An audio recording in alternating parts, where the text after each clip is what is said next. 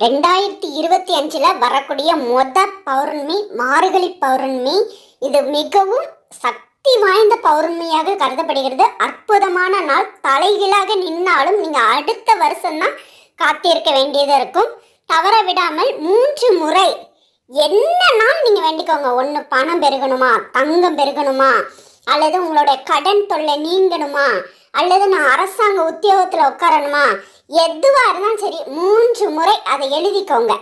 அதை எழுதிட்டு ஓம் ரீம் க்ளீம் சந்திர பகவான், நீங்கள் என்ன வேண்டுதல் எழுதினீங்களோ அதை எழுதிட்டு ஆக்ரஷ அப்படின்னு சொல்லி ஒரு 3 முறை மட்டும் உங்கள் உள்ளங்கையில் எழுதினதை வச்சுட்டு சொல்லுங்க. சொல்லி முடித்த பிறகு பூந்தொட்டி, அதாவது வாசனை மிகுந்த பூந்தொட்டியாக இருக்கணும். அப்படி இல்லைன்னா துளசி செடி, அரச மரம், இதில் புதைச்சி வச்சிருங்க. வச்சிட்டீங்க அப்படின்னா பல மடங்காக உங்களுக்கு